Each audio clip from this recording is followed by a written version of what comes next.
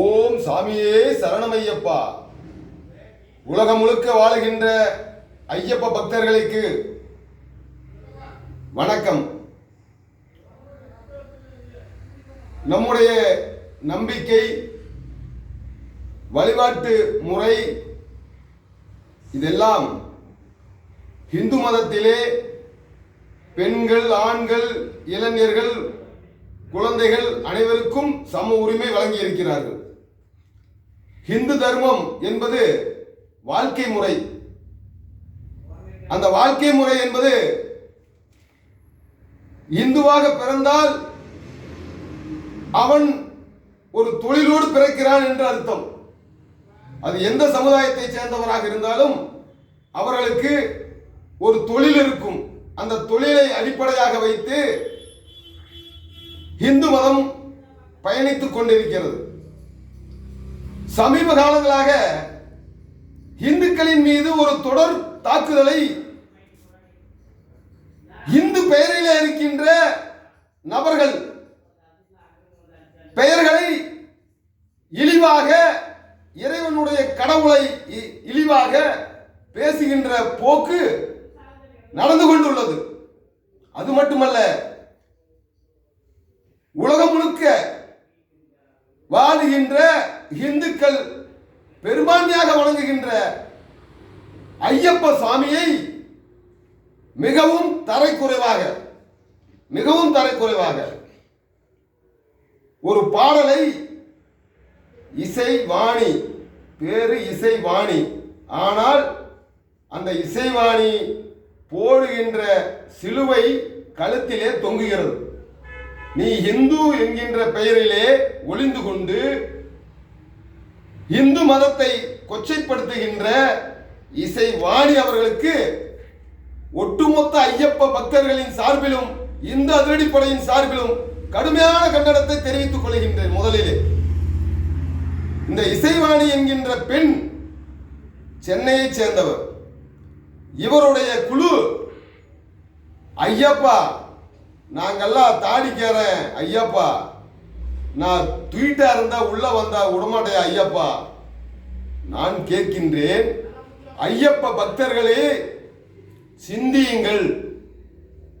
மாண்புமிகு பாரத பிரதமர் அவர்கள் இதிலே தலையிட வேண்டும். மாண்புமிகு தமிழக முதல்வர் அவர்கள் இதிலே தலையிட வேண்டும். ஏனென்றால் நீங்கள் ஐயப்பனுக்காக கூட தலையிட வேண்டாம். ஐயப்ப பக்தர் ஒரு 50 பேர் மாலையிட வேண்டும் என்று முடிவு செய்தால் முதலிலே சிறிய கடையிலே, பூஜா ஸ்டோரிலே சென்று மாலை வாங்குகிறார்கள்.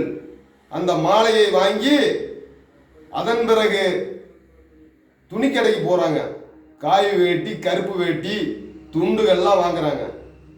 அதன் பிறகு மாலை கடைக்கு செல்கிறார்கள். தெரு ஓரங்களிலே பெண்கள் மாலை கட்டி கொண்டிருக்கிறார்களே, அந்த கடைகளுக்கு சென்று மாலை வாங்குகிறார்கள்.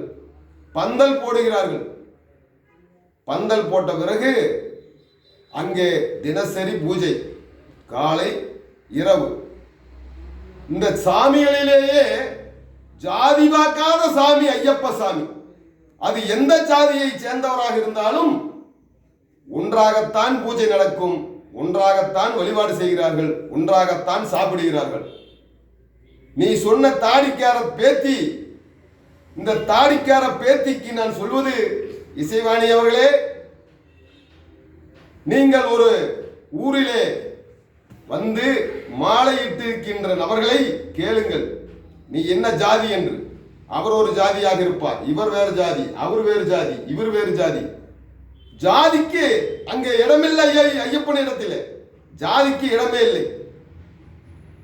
இங்கே ஓம் சாமியே சரணமையப்பா, பந்தளராஜா என்று கோஷங்கள் தான் அங்கே. ஜாதிக்கு அனுமதி இல்லை. அப்படி சமத்துவ கடவுள் ஐயப்பன்.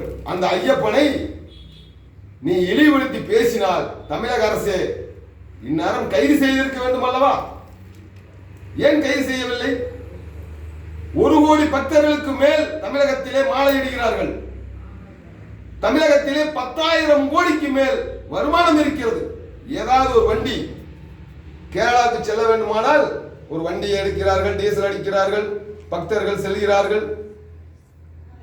மாலக்கடையில தொடங்கி கோயில் வரைக்கும் பழனி போறாங்க பக்தர்கள், குற்றாலம் செல்கிறார்கள், மதுரை மீனாட்சி அம்மன் கோயிலுக்கு செல்றாங்க, இப்படி கன்னியாகுமரியில போறாங்க. அப்படி ஒவ்வொரு ஐயப்ப பக்தர்களும் பக்தியோடு சிரத்தையோடு 48 நாள் விரதம் இருக்கிறார் என்று சொன்னால் அந்த விரதமே உன்னை அழிக்க வேண்டும். நம்முடைய தமிழகத்தில் உள்ள ஐயப்ப பக்தர்கள் அந்த இசைவாணியை ஐயப்பனே பார்க்க வேண்டும் கம்முனுக்கிறாங்க.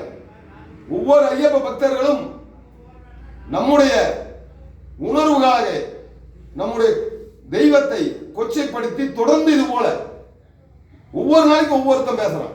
ஆனால் இவர்கள் தமிழர்கள் என்கின்ற பேரிலே தமிழ் பெயரை தாங்கி ஆனால் மாற்று மதத்துக்கு மாறிய கயவாளிகம், திருட்டு பயணிகம், மொல்ல மாறியும். ஏண்டா எங்க கடவுளை எப்படா பேசலாம்? இவனை எல்லாம் கைது செய்யணும். ஒரு இந்து அமைப்பை சேர்ந்தவர்கள் ஒரு எதா பேசிட்டா கேஸ் போடுறீங்க. நான் கேட்கிறேன், இந்த இசைவாணி என்கின்ற பெண்ணுக்கு மரியாதை இல்லையா? இதே போல நீங்கள் ஐயப்பனுக்கு போகணும்னா 10 வயதுக்குள்ள ஐயப்பன் கோயிலுக்கு போகலாம். 60 வயதுக்கு மேல வயதானவர்கள் ஐயப்பன் கோயிலுக்கு போகலாம். அந்த இடைப்பட்ட காலத்திலே ஐயப்பன் கோயிலுக்கு போக முடியாது. ஐயப்பன் கோயிலுக்கு போக முடியாது. அப்படி இந்த ஐயப்பனை வணங்குவதற்கு எங்கேயும் தடை இல்லை. நீங்க ஒண்ணு இல்ல, நம்ம மாவட்டத்தை நம்ம வெள்ளக்கோயிலுக்கு அருகே பூம்பாறை மினியப்பன் கோயில் ஒரு கோயில் இருக்கு. ஆண்களுக்கு மட்டும்தான் அனுமதி, பெண்களுக்கு அனுமதியே இல்லை. நீ கிடாய 10-100 கிடா வெட்டினாலும் சரி, நீ அங்கேயே சாப்பிட்டு தான் வரணும், கொண்டு வரக்கூடாது. அங்க பெண்களுக்கு அனுமதி இல்லை. நீ ஏன் போய் கேரளாவில் இருக்கிற அரசாங்கத்திட்ட அந்த அந்த கட்டுப்பாட்டில் இருக்கிற கோயிலுக்கு நீ போகணுங்கிறீங்க? வா, பூம்பாறை மினியப்பன் கோயிலுக்கு வா, இசைவாணியே உன் குழுவோடு வா, அந்த கோயிலுக்கு போய் பாரு. எத்தனை கோயில்களில் பெண்களுக்கு அனுமதி இல்லை தமிழகத்தில், ஆண்களுக்கு அனுமதி இல்லாத கோயில் இருக்கு. அப்படி நீ தமிழகத்திலே ஒவ்வொரு ஐயப்ப பக்தர்களுக்கும் அன்பான வேண்டுகோள், நம்மளை சும்மா டெய்லி ஒருத்தன் குத்திக்கிட்டே இருப்பான், பேசிக்கிட்டே இருப்பான், கேட்டுட்டே இருக்கிறதா? எத்தனை நாளைக்கே நம்ம கேட்கறது?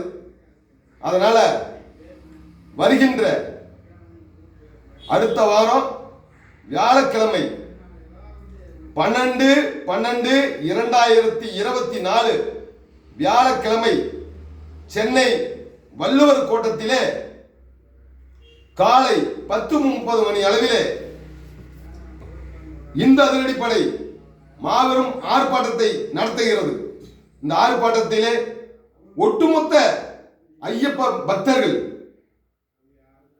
ஐயப்ப குழுவினர், அனைத்து இந்து இயக்க தலைவர்கள், இந்து இயக்கங்கள், ஐயப்பன் மீது பக்தி கொண்டுள்ள தமிழ் சமுதாயம், ஐயப்பன் மீது அளவு கடந்த பக்தி உள்ள பக்த கோடிகளே, சென்னை வள்ளுவர் கோட்டத்திலே நடைபெறுகின்ற இந்த ஆர்ப்பாட்டத்திலே அனைவரும் கலந்து கொள்ள வேண்டும் என்று இந்த அதிரடிப்படையின் சார்பிலே அன்போடு கேட்டுக்கொள்கின்றேன்.